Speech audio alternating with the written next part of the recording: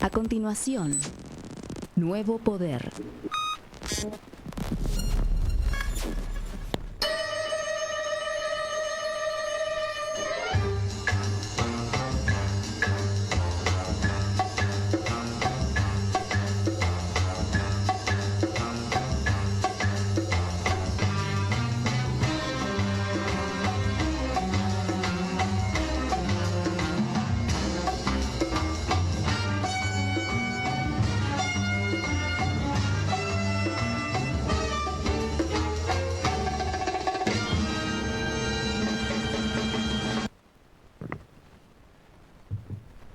Buenas, ¿cómo van? Estamos acá otra vez nuevamente con en el programa número 213. 213. Está ya la gente de...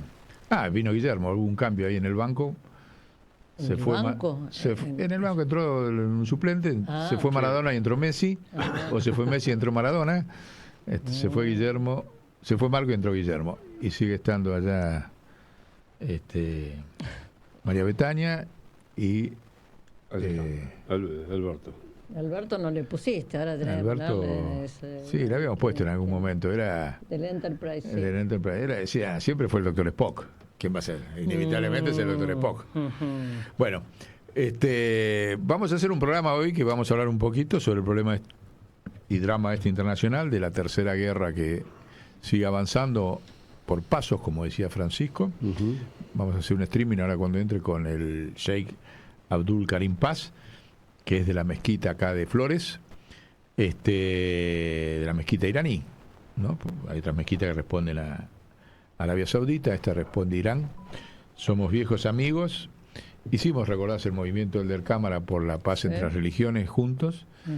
De hecho, yo lo conocí a raíz de la propuesta de los 23 puntos que le elaboramos con el movimiento del Cámara, junto con Clelia.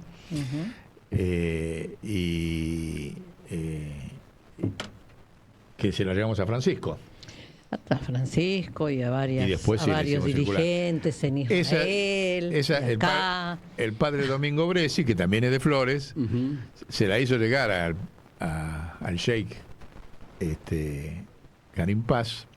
Dice, mirá lo que lograron, lo que hicieron. ¿Y quién es este? No, y nosotros en ese momento estábamos en la función en Quilmes, de allá, el secretario de Desarrollo de Quilmes, que tiene una cosa de paradigmas nuevos y qué sé yo. Y entonces ¿te acordás de Silvana, que estaba ahí en la mezquita? Me la trajo un día, me dijo, mirá, vos te manda esto el Sheikh, y ahí nos pusimos en contacto con él. Y bueno, mantuvimos muchas charlas, era muy amigo de Clelia Luro. Y ahora organizamos en la Universidad de Quilmes unas charlas con él y con otros. Con el rector, estuvo el rector de la universidad. Y Tisera, el que era obispo de Quilmes también. Sí. Era era el pleno auge del ISIS, donde estaba el tema ese, que decía, ¿cómo puede ser que ustedes no ordenen los musulmanes alguna disciplina para decir que estos tipos no son de ustedes, que es un terrorismo inventado por alguien, pero no son ustedes? Y sí, el problema es que no hay una autoridad central, nos decía, como hay en la iglesia, o que define, y entonces cualquiera hace cualquier cosa en nombre del Islam, y eso le da pie a los servicios internacionales de inteligencia a hacer cualquier barbaridad. Bueno, nosotros sufrimos, los argentinos, las víctimas de eso cuando fue los atentados de la AMIA y la embajada, que fueron, como ya lo dijimos, el sector de Netanyahu en contra de Rabin, que era el primer ministro israelí, vino a hacer esos atentados acá a la Argentina. O sea, sufrimos las consecuencias mucho antes que las torres, ¿no? Uno fue en el 1992 y otro en el 1995. Pero ¿a quién los acusaron? A ellos. Entonces, él me dio un libro completo, espectacular, del fiscal general de Irán, que vino acá a investigar todo el expediente y con todas las cosas, y acá no tenemos nada que ver en nada. O sea, todo el argumento mediático, judicial, incluso nos lo dijo hasta Zaffaroni, que integraba el Observatorio de la Riqueza para Rupi, en ese momento era miembro de la Corte, que no había ninguna prueba contra Irán en el expediente, y a pesar de eso, fíjense que es una de las causas que le llevan, no solamente ya contra ellos, sino contra Cristina. Claro. ¿No? Cuando Cristina quiso ordenar eso con el acuerdo con Irán, que aprobó todos los diputados, mayoría, todo, bueno, es otra de las causas penales que le inventa este sector de la OTAN, que acá está expresado en una cúpula ortodoxa judía en la AMIA y la DAIA desde el año 2008, que desplazaron a todo el sector progresista de la colectividad judía argentina, que tenía 100 años y una maravilla de integración con el peronismo. Entonces, o sea, vos pasaste a formar parte de la... y hay una foto por ahí, ¿no?, que tengo yo mientras va llegando, una foto donde estoy en el... que es la foto que... Yo nunca estaba en las redes y un día me metieron en el Facebook, estoy sin barba, más flaco, más joven,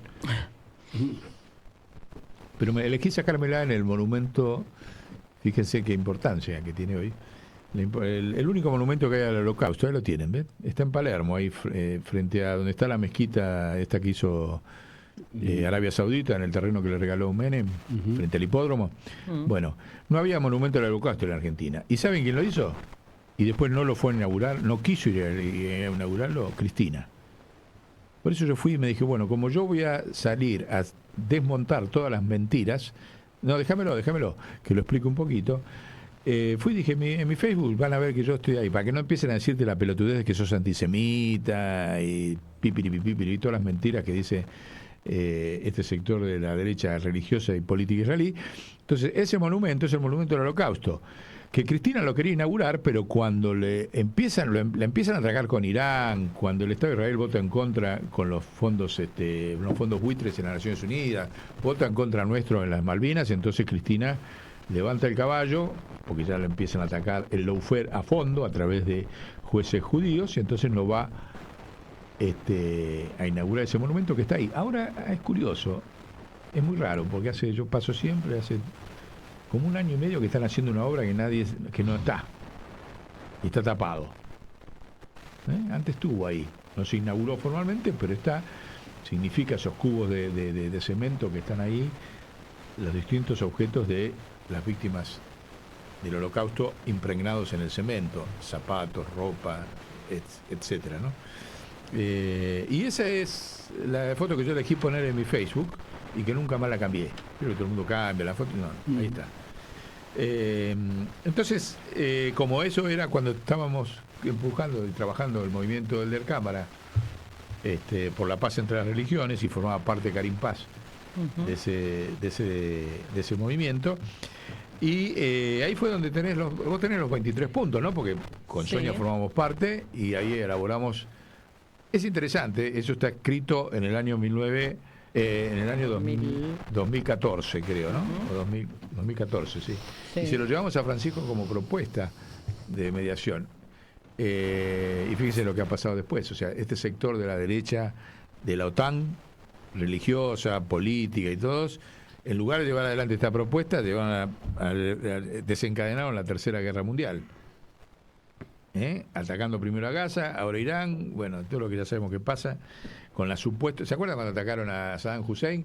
Ayer lo mostraban, volvieron a sacar en las emisiones la foto de cuando la ahorcan a Saddam Hussein, que estaba acusado de tener armas químicas, que después el experto inglés dijo no, es mentira, no tenía armas químicas, y lo mataron en Inglaterra. Al experto inglés. Al experto inglés. Casualidad. Y le invadieron el país, ¿pero por qué? Porque el objetivo era el petróleo iraquí. Y ahora es el petróleo de Irán. Son los 2 países con más reservas en el Medio Oriente, después de Arabia Saudita. Esa es la verdad de este ataque, ¿sí? De romper el eje que hizo China con Arabia Saudita e Irán para tener reservas durante 50 años de petróleo. Por eso las carátulas, cuando nosotros decimos que son más nazis que los nazis, vayan a leer si lo tenemos por ahí. Avísame cuando esté. ¿Ya está? Ah, bueno, ya está el shake. Bueno, después del shake, entonces leemos los 23 puntos que le habíamos llevado. O por ahí leemos algunos ahora, cuando estemos charlando con él. Y bueno, ahora estamos ahí con Abdul. ¿Qué tal, Karim? ¿Cómo estás? ¿Me escuchás? Bien, ¿qué tal? ¿Cómo estás? ¿Cómo estás vos? Bien, gracias a Dios, bien. Ahí se fue de la pantalla. Ahí estás. Una alegría volver a charlar. Bueno, hemos charlado otras veces, pero así en el programa. Te presentamos el Sheikh Abdul Karim Paz, es el Sheikh de la mezquita Al-Tawhid de Flores. Y bueno, recién estábamos contando un poco la relación que tuvimos gracias a Clelia Luro. ¿Te acordás cuando estábamos con el movimiento del Cámara por la paz entre las religiones y demás? Los 23 puntos que llevamos para la paz allá, que le llevamos a Francisco, después de que charlemos nosotros, la vamos a leer un poquito, pero la idea, ¿te imaginas ante este drama que se está viviendo en el mundo, desencadenado por la OTAN y el Estado de Israel? Nos gustaría, por ahí, antes de ir a los detalles de la situación de Irán, que nos cuentes un poco, porque vos tuviste varias reuniones con el Papa Francisco, ¿no? Sí. Si querés comentarnos algo así relevante, importante, que seguramente fuera muy larga o muy relevante todo, pero y sobre todo lo que tenga vigencia para esta situación de crisis que vive el mundo hoy, ¿no? Bueno, Bismillahirrahmanirrahim, en el nombre de Dios, el clementísimo y misericordiosísimo. Primero te agradezco mucho esta invitación, este espacio. Mencionaste a Clelia, que fue aquella que un día vino a la mezquita y bueno, ahí nos conocimos y empezamos a hablar. Yo la verdad que no conocía muy poco y nada de Jerónimo, del obispo, y de ella, y bueno, y un día ella me habló de vos también, y por supuesto me habló de Elder Cámara, que Elder Cámara tiene una frase que es para un cuadrito, que dice: tengo esperanza en las minorías abrámicas, no en las mayorías. Y bueno, hoy podemos ver que las mayorías abrámicas, es decir, judíos, cristianos y musulmanes, hay dos tipos de abrámicos. A Jesús, los fariseos le dicen que nosotros somos abrámicos, somos hijos de Abraham. Y Jesús les dice que ustedes, si fueran hijos de Abraham, no me querrían matar. Ustedes me quieren matar, ustedes son hijos del demonio. Entonces ahí hay dos tipos de judíos, dos tipos de apóstoles, dos tipos de personas bajo la presencia de Jesús, que cree en Él y lo sigue, verdaderamente abrámico, verdaderamente seguidor de Jesús, reconocedor del Mesías, y aquel que lo intenta matar, que es gravísimo, matar a un profeta, un representante de Dios. Entonces, bueno, el gran Elder Cámara dijo esa frase. Después la persona que nos va a, de alguna manera también a vincular es nada menos que Jorge Bergoglio en aquella época. Además de vincularnos entre nosotros, Clelia hija, etcétera. Bueno, para los que no saben, por ahí le decimos que Clelia Luro era la esposa del obispo Jerónimo Podestá. Si alguien dice cómo esposa del obispo, ¿qué es eso? Un obispo católico tan importante. Aparte, vos sabés que leyendo los libros de Clelia, Rockefeller dijo que ese obispo es un peligro para Norteamérica. Ah, Rockefeller Porque dijo eso. él, Mirá, no me acordaba de eso, sí, no sabía. Dijo porque él predicaba la Popularum Progressium.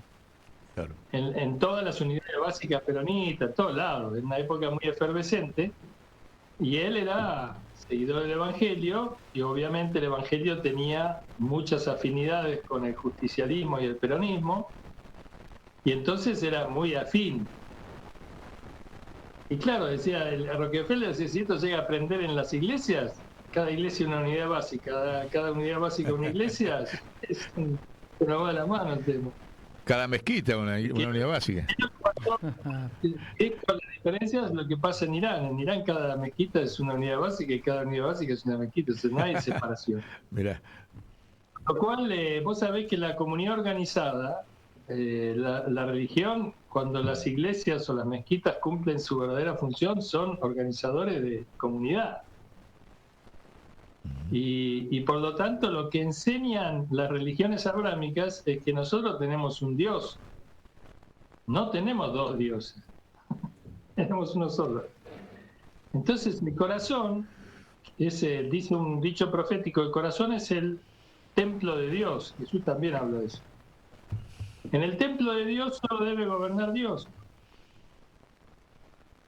Entonces nuestro trabajo espiritual es expulsar o no dejar entrar a los ídolos al corazón, a los falsos dioses. Y a nivel social y político, los falsos dioses son los faraones, los césares, todo esto que dicen, los que dicen que nosotros lo vamos a gobernar. Pero vos, para gobernarme a mí, ¿me escuchás? Sí, te escucho, te escucho. Para gobernarme a mí, vos tenés que tenés que tener dos cualidades: ser un intermediario entre Dios y yo, y tener los avales de Dios. No vaya a ser que vos te estás metiendo en el medio y no tenés los avales de Dios. Es como si yo te dijera, mirá, yo te tengo que operar, ¿viste? Soy cirujano. Bueno, bárbaro, operame, pero vos sos cirujano en serio. ¿Quién te avala a vos? ¿Estudiaste medicina, digamos? ¿Tenés el cuadrito del diploma? Bueno, muy bien. Entonces, nosotros con los avales correspondientes, sí, porque si nos gobierna un representante de Dios, caso Moisés, Jesús o Muhammad, somos gobernados por Dios. Y Dios es quien creó los cielos y la tierra. Y Dios es quien tiene el programa para la humanidad de pobreza cero, pero no como un eslogan que después termina siendo al revés, sino como un eslogan real. Jesús le da de comer a 5.000 personas. Cuando los apóstoles le dicen, escúchame, le dicen, digamos, con todo el respeto, le dicen, Señor Jesús, vinieron 5.000 y tienen un viaje largo para volver y no tienen comida, tienen hambre, ¿qué hacemos? No tenemos 5 peces, tenemos 5 panes. Y le dice, repártanlos. Pero ¿cómo le vamos a dar? ¿Cuánto van a comer? 20, son 5.000. Ustedes repártanlos. Podríamos decir, hombre de poca fe, repártanlo. Bueno, empiezan a repartir 5.000. Esa es la economía en manos del más grande de los economistas. O sea, eso es pobreza cero, ¿entendés? Eso es enfermedad cero. ¿Vos de qué tenés? ¿Vos qué enfermedad tenés? Y yo, mira, yo tengo no sé, tengo hereditario, un problema neurológico, vení que yo te curo. Entonces, esos son nuestros gobernantes que Dios, el creador de los cielos y de la tierra, dispuso para nosotros. Y eso es la unión abrámica que Elder Cámara dijo, yo tengo esperanza en las minorías abrámicas. Yo le decía muchas veces a Clelia, pues Clelia era un personaje, después se lo vi, imagínate. En la iglesia, aquellos que no entendían la cuestión, entre ellos nada menos que el Papa Pablo VI, a quien Clelia y Jerónimo van a ver y no la recibe a Clelia, y a él le dice que dejes a esa mujer, ni siquiera la nombra por el nombre. Y Jerónimo le dice, pero escúcheme, esa mujer es el amor que Dios me dio. ¿Cómo la voy a dejar? Ella es mi fuerza. El de cámara, cuando, ¿sabes qué? Es muy interesante la historia. Te robo unos minutos más, pero... No, dale, no, ni hablar. Cuando viene el del Cámara de la Argentina, el del Cámara era el obispo rojo, le decían, ¿viste? Pero él no era rojo. De Brasil. Digámosle a la gente joven que recordémosle que es de Brasil, ¿no? Era de Brasil. Claro, él era de Arrecife, el obispo de Arrecife. Entonces él dice, cuando yo digamos, ayudo a los pobres, me dicen que soy un santo. Pero cuando pregunto por qué son pobres, me dicen que soy comunista, rojo. La dictadura brasilera le mató al secretario en la puerta como mensaje. El próximo, si vos seguís hablando, sos vos. Entonces el del Cámara vino de Argentina. Esto es muy importante lo que voy a decir, porque esto hace a la espiritualidad de Argentina, no es poca cosa. Este es el camino de la unión y de la salvación y de la paz. Entonces dice, el del Cámara vino de Argentina y estaba en Ganía, ¿viste? Estaba en la dictadura en Latinoamérica, en Brasil, en Argentina. Entonces, en los 60. Y viene un congreso episcopal en Mar del Plata. Y Clelia escribía la revista, no sé cómo se llamaba, la revista del obispo. Y entonces, en la iglesia, la jerarquía eclesiástica lo nombra al obispo Jerónimo Podestá para que lo vaya a vigilar a él del Cámara, porque era un hombre que a Onganía le molestaba, digamos, la presencia era un problema, había que tenerlo bajo control de cerca. Entonces, designan a Jerónimo para que lo controle y lo despide. Y Jerónimo y Clelia quedan enamorados de este hombre, o sea, se convierten en sus discípulos.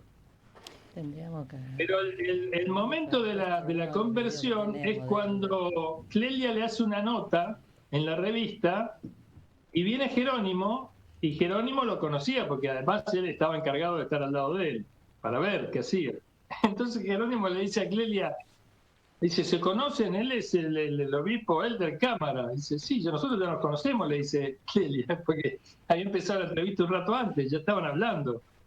Entonces, escuchá lo que le dice Elder Cámara, esto contado por Clelia, está en los libros de Clelia, ¿viste? Le dice, hay que entender esto, Clelia era la secretaria de Jerónimo Podestá, que era obispo, el obispo no se puede casar, y no existía entre ellos nada, o sea, existía sí una química, una relación, pero no estaba declarada, porque con el obispo nadie puede noviar, digamos, y Clelia era muy creyente. Entonces, Elder Cámara le dice, Jerónimo, Clelia es tu fuerza. Y Clelia, Jerónimo es tu fuerza. Te van a casar y van a tener un hijo, pero no van a ser, porque no es el momento de la parucía, es decir, no es todavía el momento que venga Jesús. Si Jesús viniese en estos momentos, ese hijo de ustedes iba a nacer. Entonces, Clelia dice que se miraban con Jerónimo y decían, ¿este hombre qué le pasa? Está divagando, ¿qué está diciendo? ¿Cómo que? Pasó esa instancia, pero era tal la atracción que ejercía Elder Cámara y el respeto que inspiraba y la radiación que tenía que Jerónimo se puso a disposición y bueno, ellos se convierten en ese congreso, se convierten en seguidores acérrimos de Elder Cámara y van a Recife después de toda la historia. Bueno, la historia continúa. La cuestión es que llega un punto en el proceso en que Jerónimo y Clelia se declaran su amor, que ya es inocultable, digamos, ya no pueden no expresarlo. Entonces, pero claro, Clelia dice, yo no puedo, ¿viste? Esto no puede ser, porque esto no lo podemos permitir, porque vos sos obispo. Y bueno, entonces piden señales a Dios, de que a ver si Dios es algo que vos querés, porque es muy fuerte y muy bello, y viste cómo es el amor es lo más lindo que hay.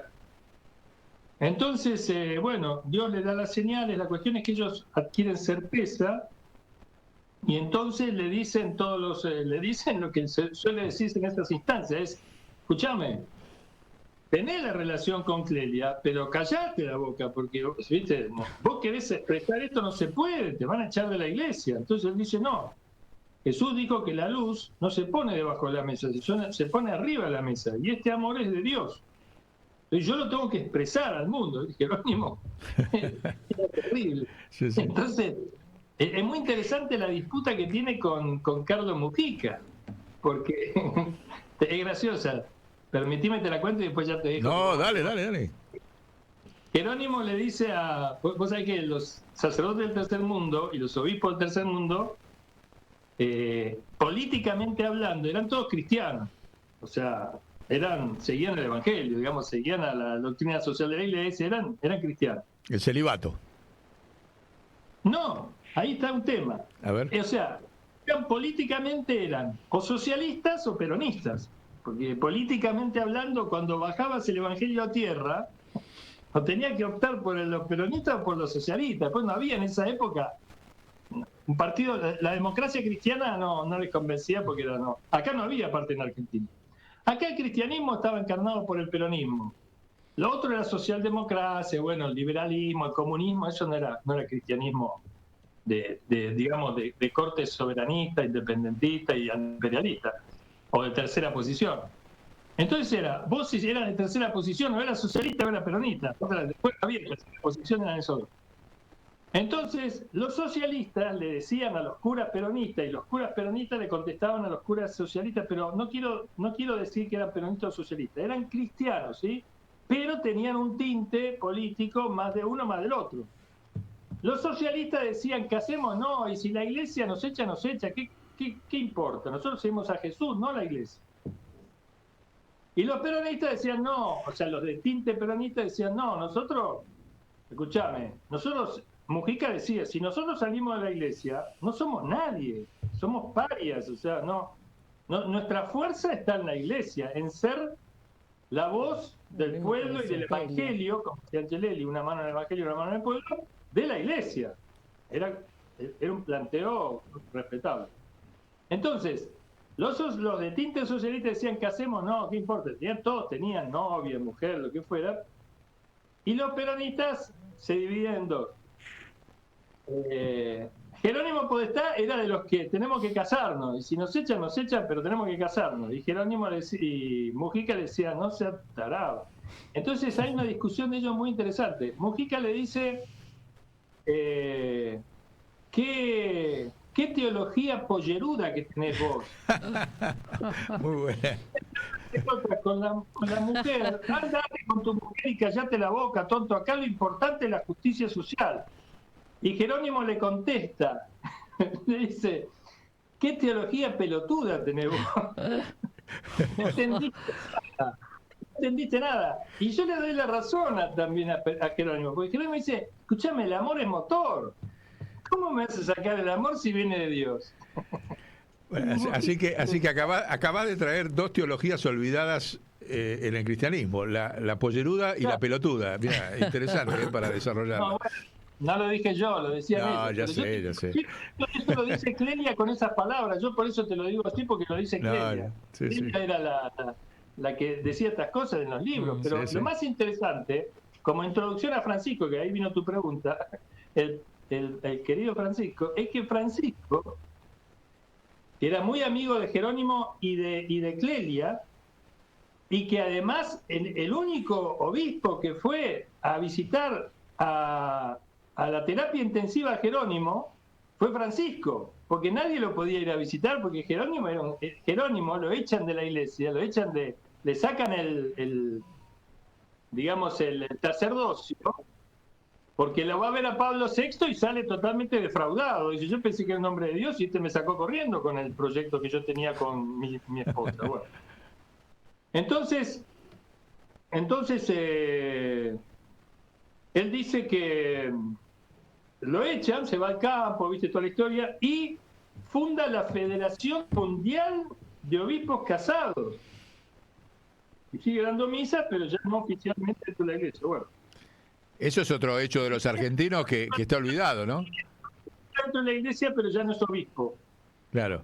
Entonces, cuando se enferma en el 2000 y muere en terapia intensiva, el único eclesiástico de jerarquía que se anima a ir a terapia intensiva a visitarlo y le importa un pito es Francisco. Y Francisco le dice a Clelia, esto lo cuenta Clelia, le dice, mientras Ratzinger viva, yo no puedo cambiar el celibato a optativo, porque él era partidario del celibato optativo, Bergoglio. Bueno, después Ratzinger murió y él no lo pudo cambiar. Evidentemente, vaya a saberlo. Digamos, evidentemente que tenía problemas para algunos puntos, ¿no? Pero le dice, Bergoglio le dice a Clelia, le dice, escribí toda la historia y el testimonio tuyo con Jerónimo. Y entonces Clelia lo mira, Clelia era muy mayor ya, le dice, pero yo sabes la cantidad de archivos que tengo y me va a llevar mucho tiempo, yo estoy vieja, qué sé yo. Entonces le dice, Bergoglio le dice, tenés que hacerlo. Entonces Clelia le dice, es una orden religiosa, digamos, vos sos un superior mío. Sí, es una orden. Entonces Clelia recopila todo y escribe 4 libros. Vos sabés que terminó el último libro, fue al Vaticano, se los entrega a Francisco, ahora Papa. Francisco los pone en la Biblioteca Vaticana como el testimonio, lo pone en el lugar donde estaba Podestá, Jerónimo, que era todo en contra de Podestá, porque la jerarquía eclesiástica estaba con Ocanía, entonces a él lo atacaban por algún tipo indisciplinado, rebelde, viste, que queríamos molestar con la señora. Entonces Francisco pone los libros de Clelia en la Biblioteca del Vaticano, en el sector de Podestá, esto siempre contado por Clelia, y Clelia al poco tiempo muere, cumple su misión y muere, y queda el testimonio. Que todo esto que yo estoy diciendo lo pueden ir a buscar en el libro de Clelia. Así que bueno, yo tuve un honor que le hice los últimos 3 programas de televisión, entrevistas televisivas que le hice yo a Clelia antes de morir. Yo tenía la última entrevista, era supongo un martes y murió un lunes, una cosa así. Así que bueno, esa es la historia y esa es la introducción a Francisco, un grande, porque Francisco, la verdad, para mí era uno de esa camada, ¿viste? Era uno de esa camada.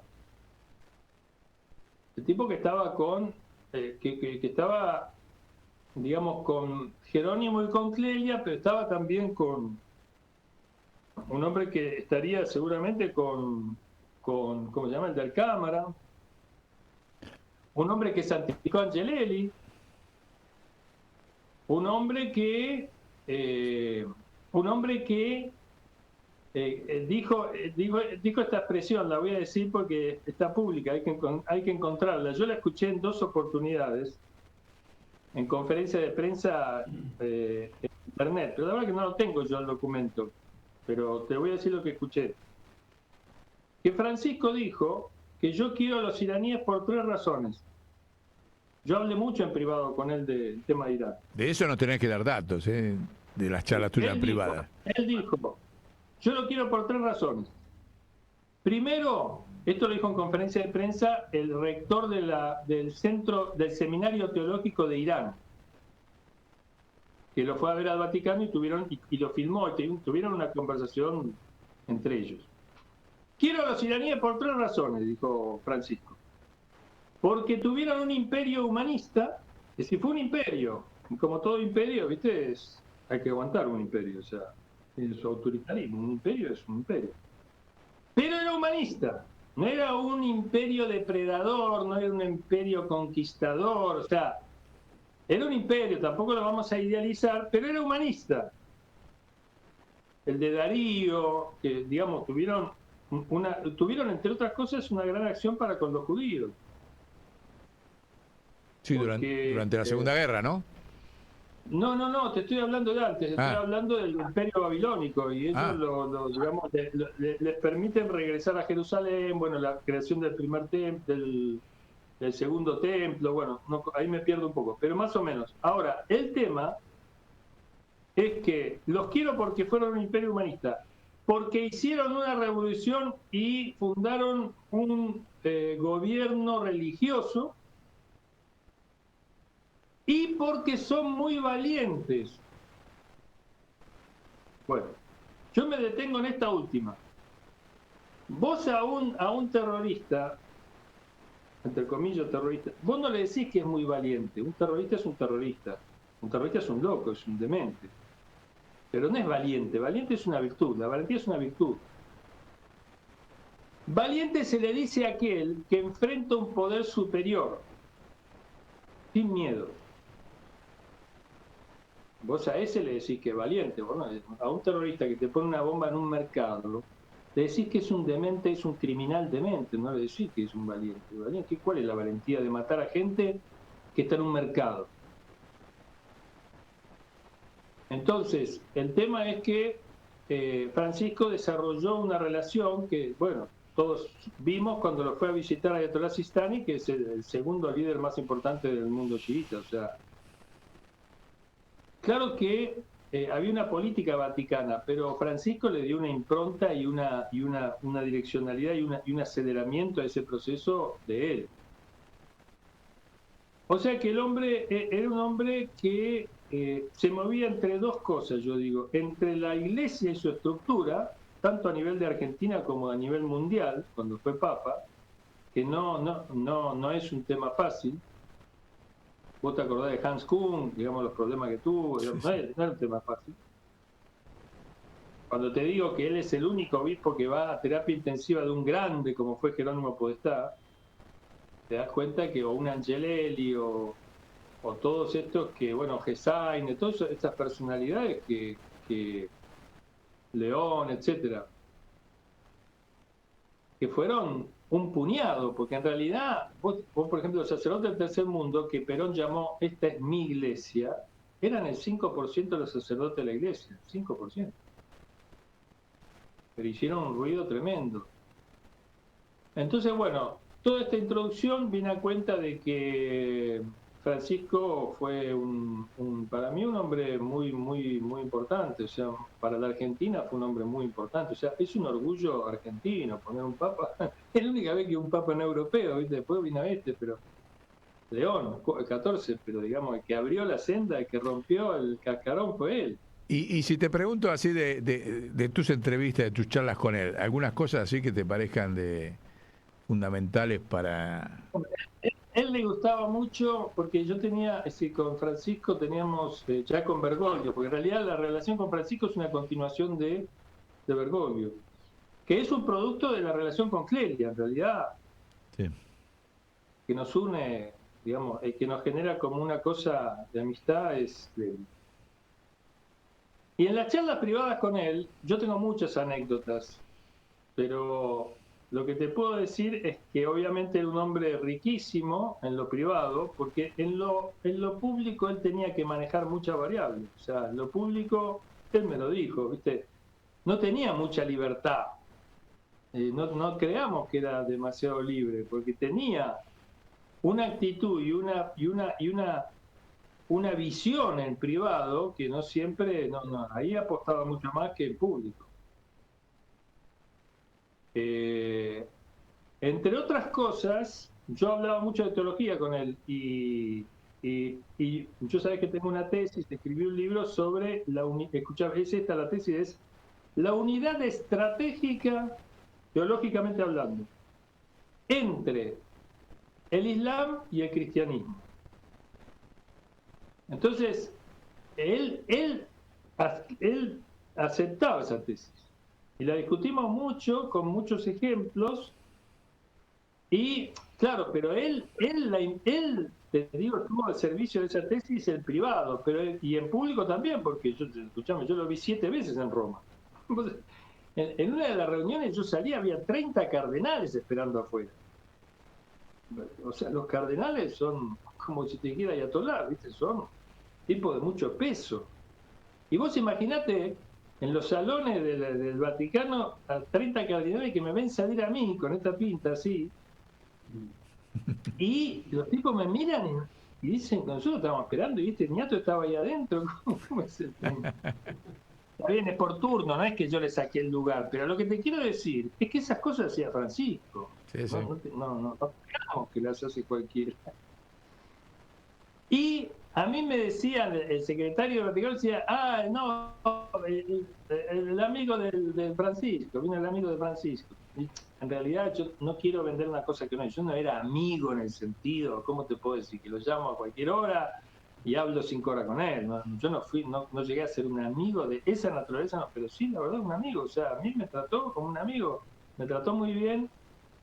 Yo le pedí audiencias a Francisco, la más increíble siendo papa, ¿no? Con 10 días de anticipación. Vos sabés que lo mínimo, y es porque era Francisco, porque si no es Francisco, no es así. Lo mínimo es un mes de anticipación para pedir una entrevista a un papa.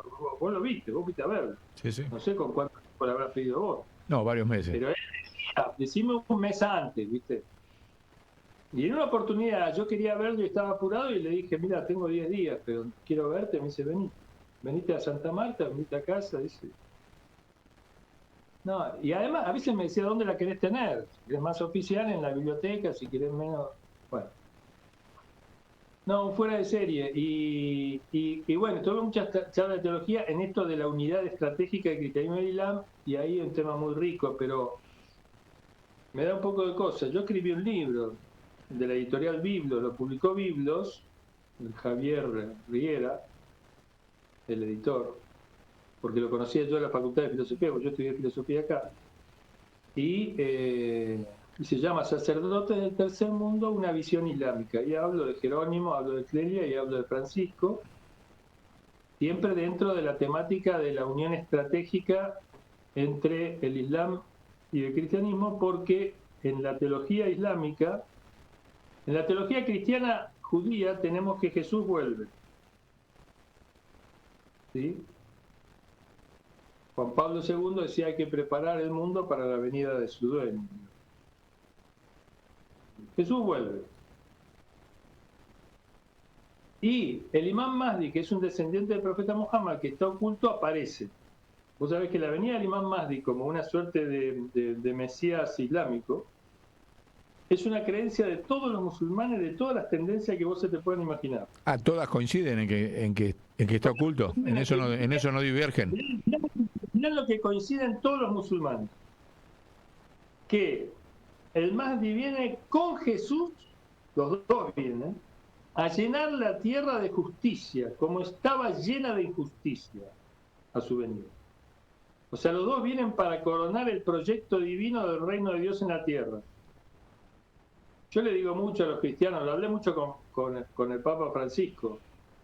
Cuando los apóstoles le dicen a Jesús, ¿qué pedimos? Y Jesús le dice, venga a nosotros tu reino, hágase tu voluntad en la tierra como en el cielo. Y bueno, la historia oficial se olvidó de la tierra. Pero Jesús dijo, pidan el reino en la tierra. Venga a nosotros tu reino, hágase tu voluntad en la tierra como en el cielo. Y nos detenemos ahí. En el cielo, la única voluntad que hay en el cielo es la de Dios. En el cielo no hay libre albedrío y sigue la pelea allá. Allá no hay pelea. Vos te morís y vas con lo que tenés puesto, vas con lo que sos. Ese es el gobierno absoluto de Dios y el juicio final.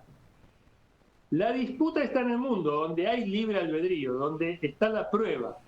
¿Vos estás con Jesús o estás en contra de Jesús? ¿Estás con Muhammad o en contra de Muhammad? ¿Estás con Moisés o en contra de Moisés? Lo que los judíos les costó aceptar, lo aceptaron aquellos que lo aceptaron, otros no lo aceptaron, pero otros hicieron algo mucho peor que no aceptarlo, que fue querer matarlo. Estos son los hipócritas, los que Jesús denominó raza de víboras, no conozco, tumba, sepulcro blanco, blanco por fuera, podrido por dentro. Jesús tiene una frase que hoy lo meterían por antisemita en preso. Entonces Jesús les dice así, pero no es antijudío. Jesús, Simón Pedro era judío, Bernabé era judío, Santiago era judío, eran todos judíos. Porque Él es el Mesías.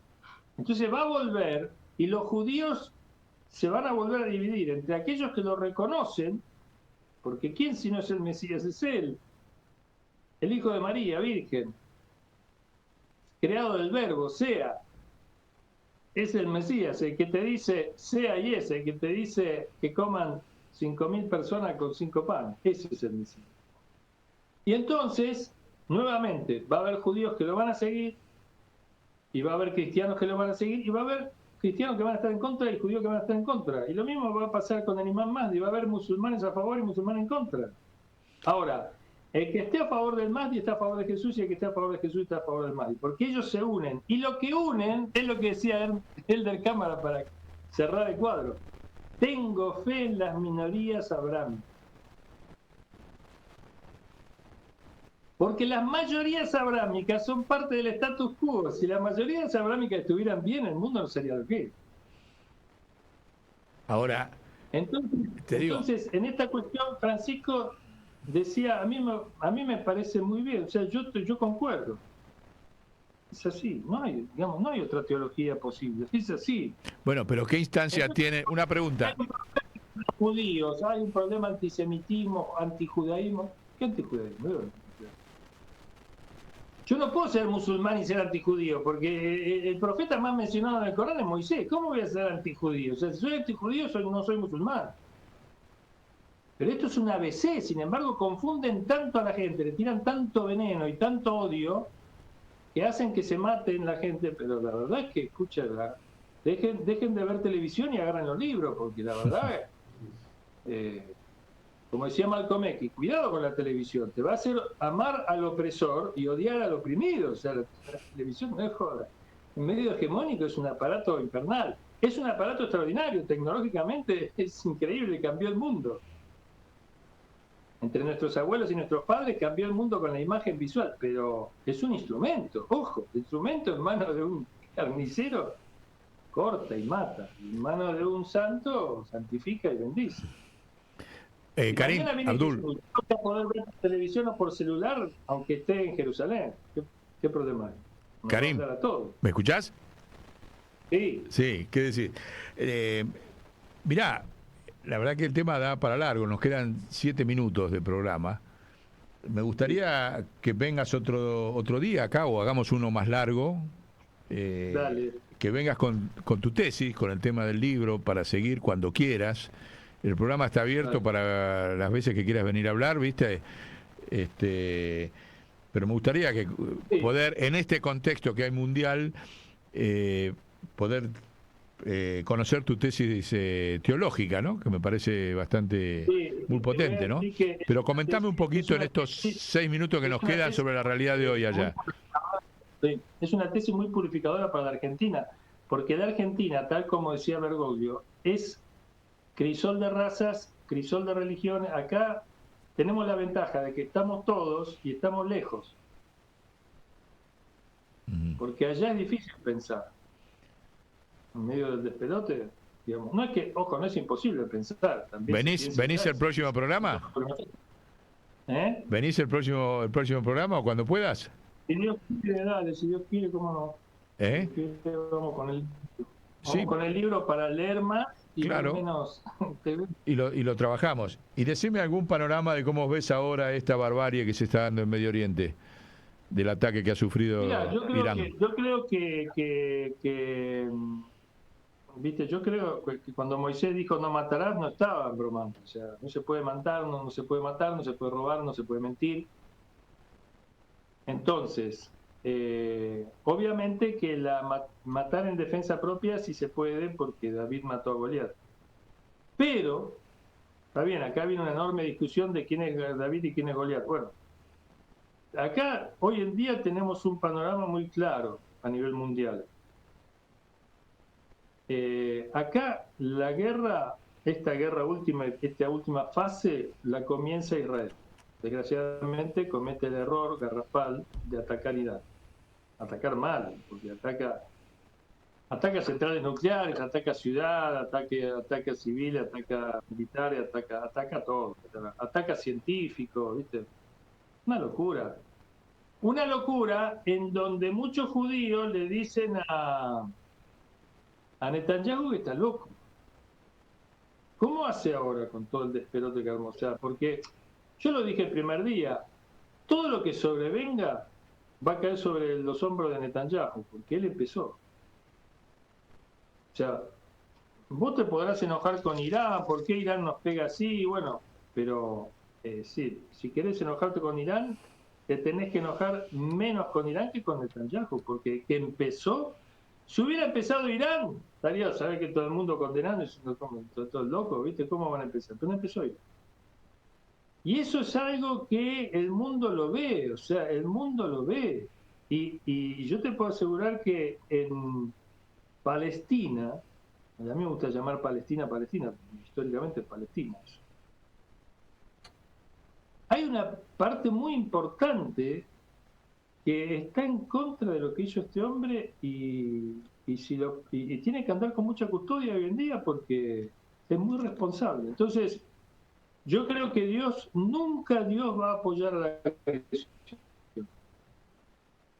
Y siempre el Dios de Moisés y el Dios de Abraham y el Dios de Muhammad y de Jesús es el Dios de los oprimidos, el Dios de los débiles, el Dios de los oprimidos, de los desposeídos, de los hambriados, de los golpeados, de los calumniados. Dios no es el Dios de los poderosos. Hay que leer el Evangelio, hay que leer y te das cuenta que leer el Corán y Dios no es el Dios de los poderosos. No tiene nada contra el poder en sí mismo es un medio. Está el poder benéfico, Dios es el todopoderoso y hace maravillas, te hace la naturaleza, te hace las flores, la abeja y el sol y nos hace a nosotros. Eso es poder puro, ¿eh? Pero es un poder benéfico, es un poder constructivo, no es un poder genocida, no es un poder hambriador, no es un poder usurero. Te doy 1 y me debes 5. Y ahora me tenés que dar tu casa para pagarme el interés porque no podés cambiar.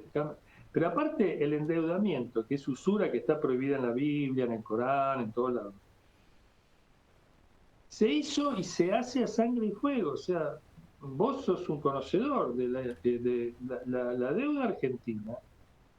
fue impuesta sangre y fuego. Perón decía, me corto la mano antes de endeudarte.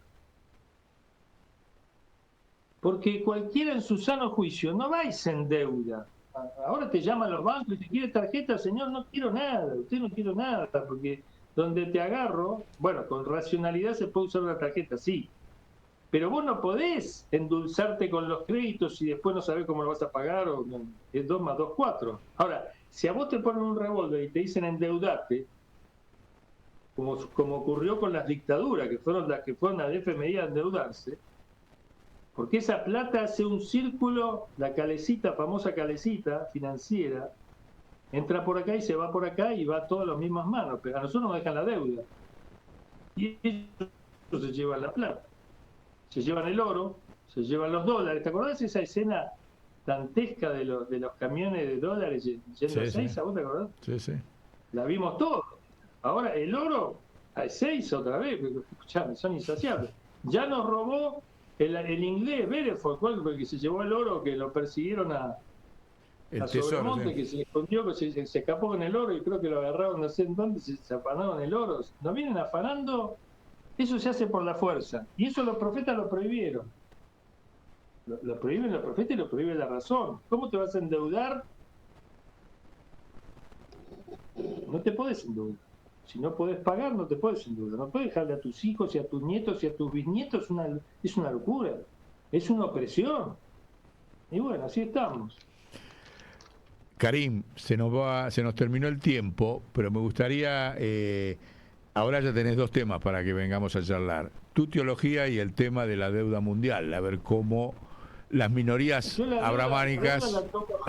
Sobre la base de la teología, yo la teología prohibió la deuda hace mucho tiempo. Bueno, pero que cómo podría hoy a futuro, porque esta crisis mundial que hay no para y tiene la deuda como un punto central, aparte de lo militar, las deudas y demás. Entonces, ¿en qué instancia del mundo o qué instancia hay que generar para que se genere ese debate de las minorías abrámicas que dijiste durante todo el reportaje?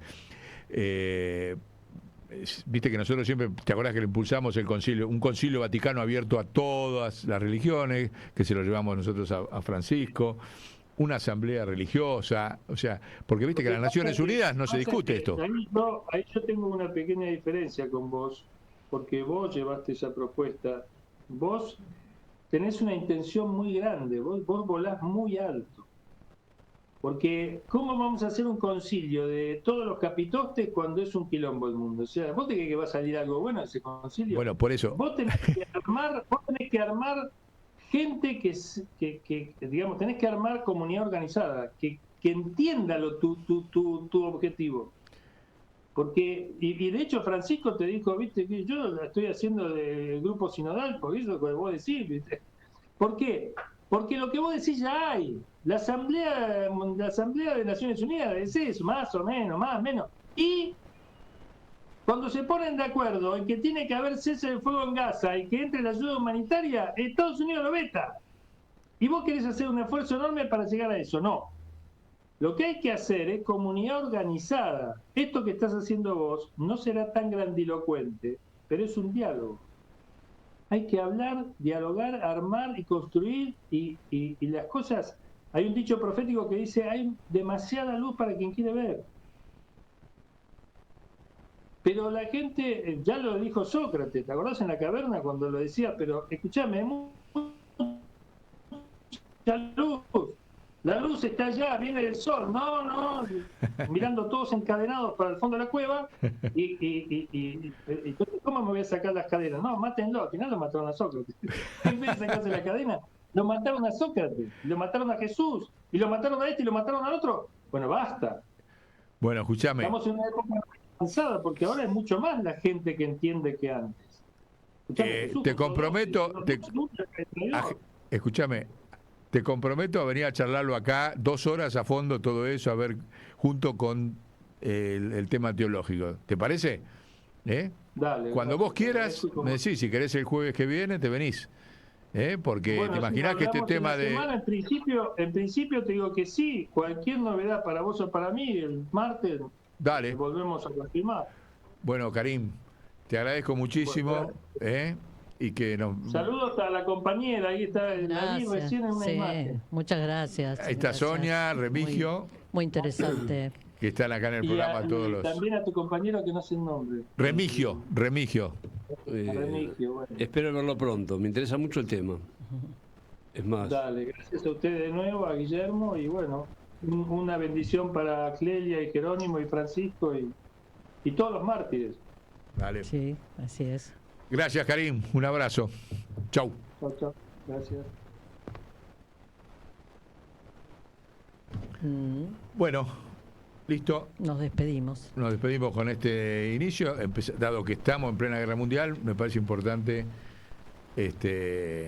hablar a fondo sobre con Karim, que es un hombre que trabaja con el gobierno de Irán. Y bueno, ustedes lo escucharon. No le voy a dar yo más comentarios de la formación que tienen, cómo lo escuchaba Francisco, cómo lo escuchaba, cómo leía sus obras. Y me parece que es importante para eso que dijo, esto rebota acá en la Argentina, ¿no? O sea, desde acá, en esta línea de lo que dijo Cristina, más sabios, más fuertes, más unidos, más organizados y más unidos, Ujú. Karim tiene que hacer aportes muy interesantes en ese sentido, ¿no? Bueno, Así es. Nos vemos. Nos chau. vemos. Hasta la luego. próxima. Hasta la próxima. Radio con Aguante. Piezas de realidad.